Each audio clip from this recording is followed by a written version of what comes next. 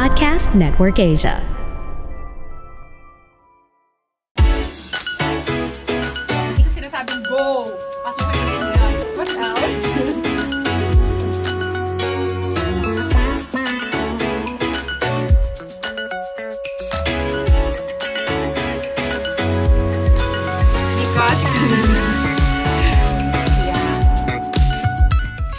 My love problem si Grace. A guy left her hanging.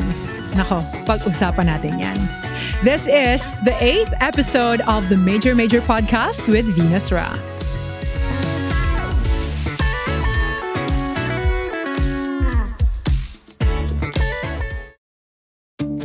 At nandito pa rin si Daniel kasama natin. Ito ho ay ang kanyang last day sa kanyang internship. So aabusuhin na natin siya. Daniel, yan, parating na siya ang ating boy papel for this day. Thank you so much. Thank you, Daniel. Yan. Sige, basahin natin ang ating sulat.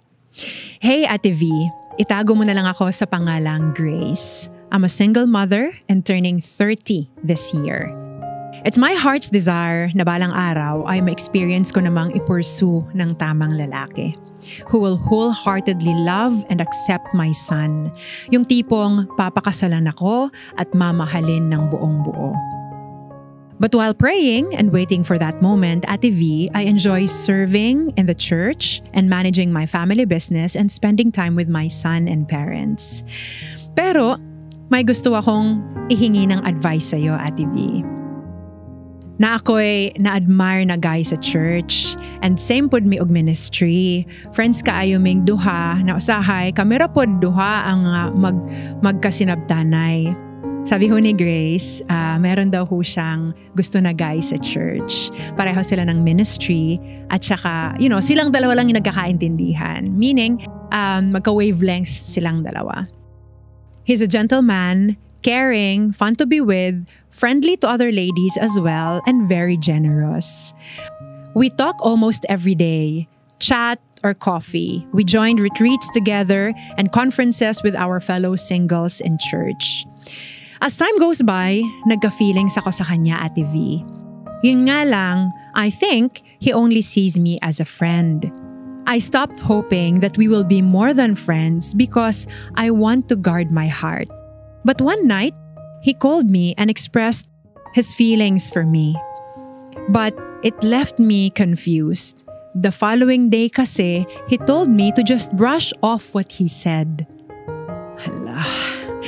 And just when it's confusing already, last February, he gave me some flowers. And then after that, he restricted me on Facebook and ignored me for a month. Sumasakit na yung puso ko, Grace. What should I do, Ate V? Should I talk to him about it? Should I clarify things? Should I clarify his intentions? Or should I just wait for him to tell me? But I'm not expecting more from him anymore. I just want to mend the friendship. Thank you for reading my letter and more blessings to your podcast. Sincerely, Grace. Grace, alam mo, habang binabasa ko yung letter, sumasakit na yung puso ko. At saka medyo kumukulo yung dugo ko. Pero relax, Venus. Minsan, ang katotohanan ay talagang tao tayo at naapektuhan tayo ng mga bagay-bagay kagaya nito. First of all, Grace, I really admire your strength and your sacrifice as a single mother. And I really appreciate single mothers because I was also raised by a single mom. So lahat ho ng mga single mothers na nakikinig, nanonood ho sa atin, mabuhay ho kayo. Hindi ho biro yung sakripisyo na binibigay ninyo para ho sa inyong mga anak, sa inyong pamilya, sa pagtatrabaho. And of course, that hope na one day, kagaya ni Grace, sana may makasama at may makatuwang din tayo sa buhay.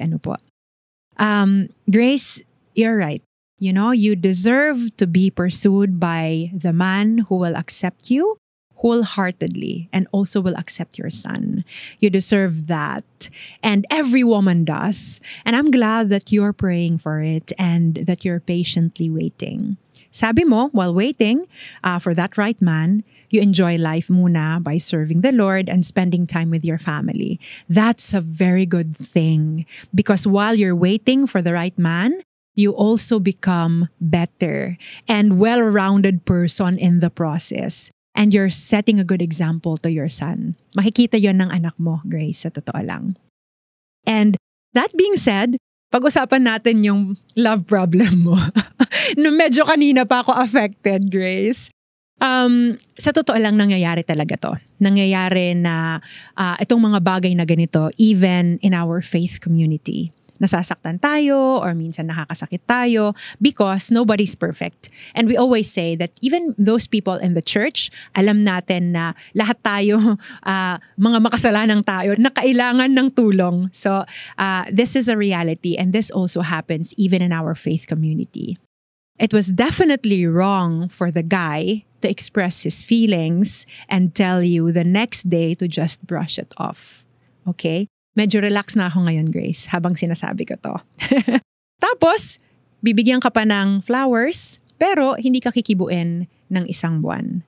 Ang labo nun. Kung ako na sa sitwasyon mo, mag-iisip din ako, ano kayang nangyari? Bakit bigla niyang binawi?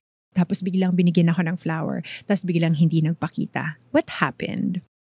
I don't know the side of the story nung guy, but clearly he needs coaching and I hope that he has a spiritual mentor in church to help him in this area. And I think kung itong friend mo na to, Grace, ay, also a mature believer, for sure meron din siyang mentors. Pero yun nga, hindi kasi ibig sabihin na pag may mentor ka, hindi rin assurance yon na ino-open up mo lahat doon sa mentor mo. So I hope that this friend of yours, this guy, would really open up that side of his life to his mentor, especially to his male mentor, so that his mentor can also give him advice about this. So let's talk about you, Grace. Because he left you hanging and confused. Of course, you deserve clarity. And he should give you that for your own peace of mind. Should you talk to him about it? As mature adults, yes, you should. If your goal is to at least mend the friendship, honesty will go a long way. And yun nga, sabi mo, you serve together in the ministry. Ayaw naman natin na umabot sa point na hindi na kayo maging effective in serving in the ministry just because of what happened between the two of you. So it would be nice if you guys can really talk about it as mature Christians and also be honest with each other. I think mas maganda na ma-explain ng maayos yung nangyari. But I also encourage you to have an accountability partner. Have someone spiritually mature, maybe your leader, and if you plan to talk to him, it would be nice kung may kasama ka. Not necessarily na nakikinig din siya dun sa usapan ninyo, but the presence of that person maybe sa other table siya as you guys are talking, just so he would know na alam nitong leader mo yung nangyayari between the two of you. Kasi pag walang ibang taong nakakaalam dun sa nangyayari between the two of you, ayun nga, parang madali lang mag-escape, madaling takasan kung ano yung nangyayari because walang ibang taong nakakaalam at hindi tayo accountable dun sa mga tao na pinagkakatiwalaan natin. And that's also for your own protection. When you talk to him, rid yourself of expectations. You are not in control of how he will respond, and you have to prepare yourself for that also. But you are in control of your thoughts and your words. So pag-isipan mo siyang mabuti. Pag-isipan mo lahat ng sasabihin mo, pag-isipan mo lahat ng itatanong mo. And sabi mo naman kanina, yung goal mo is to clarify but also para mas ma-save yung friendship ninyo. So magandang posture of your heart, Grace. If you are to have that conversation, aside from seeking clarity, the goal should also be to release forgiveness.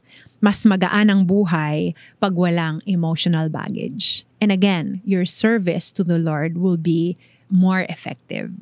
Siguro I also want to give a little bit of thoughts to To the guy, hindi man siya yung ating letter sender. Pinakialaman ko na no? Pero hindi man siya yung letter sender natin. Siguro, I also just wanna remind you, bro, that this woman is precious in the eyes of the Lord. And this woman is very special, and the Lord loves her so much. So keep that in mind. If this woman is special in the eyes of the Lord, then you should also be mindful of your actions towards this woman. Keep in mind that she is also your sister in Christ. So kung ano yung reasons mo, explain mo sa kanya. She is mature enough to understand your reasons. Kasi all the more na itatago natin yung reason at hindi tayo magiging honest and have an open conversation, it will all the more create confusion. So ayaw natin na ma-confuse siya kasi capable siya of understanding your reasons behind. So yun lang. Siguro, bro, I don't know if you're listening, but if you are, I hope that also helps. To all of you who are listening and watching to us, we have maybe 3 points just to wrap up this episode. Number 1, true love waits for the right time. True love waits for the right time. Timing is of the essence because you have to weigh yourself if you're really ready to have a committed relationship with that person. Readiness entails maturity and growth in character. So pag hindi pa ready, wag ipilit. Okay? Tandaan niyo ho yun. Number 2, true love is not all about emotions. Emotions are fleeting. It is not a stable anchor for a lasting relationship. It takes a lot of commitment. I remember this quote that Dr. Peter Tanchi mentioned before. He said, "Love is a commitment towards imperfect people to seek their highest good, which oftentimes requires sacrifice for the glory of God." So, kung iisipin natin, yung pagpasok pala sa relationship, when we say love, hindi siya basta-basta. Hindi siya emosyon. Kasi pag puro emosyon lang yung basihan natin at naubos na yung emosyon na yun, paano na? Lalabas tayo ulit sa relationship na pinasukan natin? Hindi siya ganon.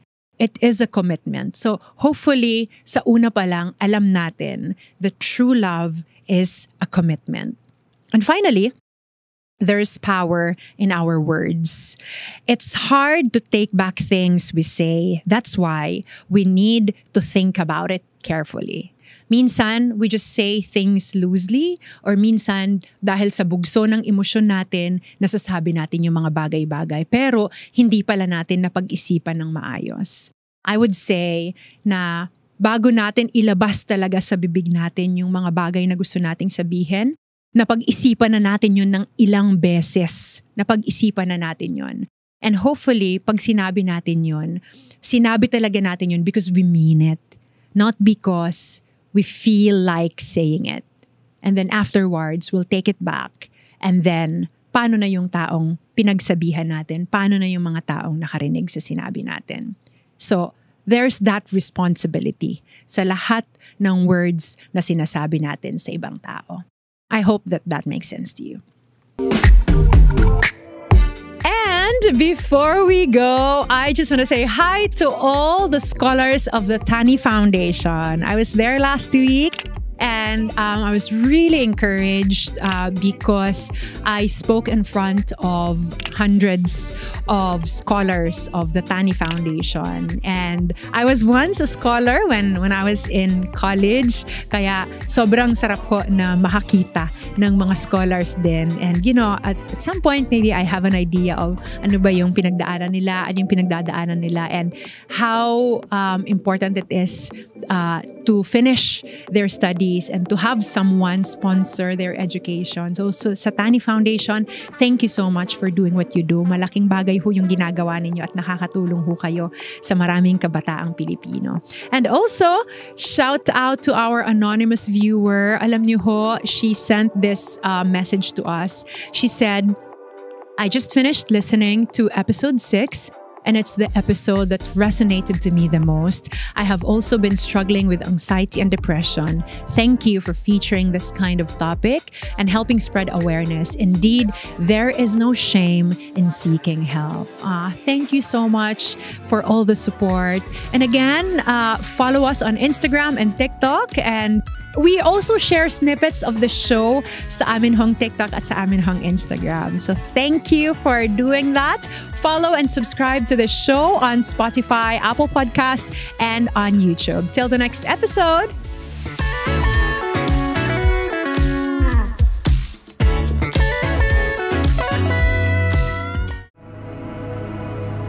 The views and opinions expressed by the podcast creators, hosts, and guests do not necessarily reflect the official policy and position of Podcast Network Asia, the hosts of the program, or other programs of the network. Any content provided by the people on the podcast are of their own opinion and are not intended to malign any religion, ethnic group, club, organization, company, individual, or anyone or anything.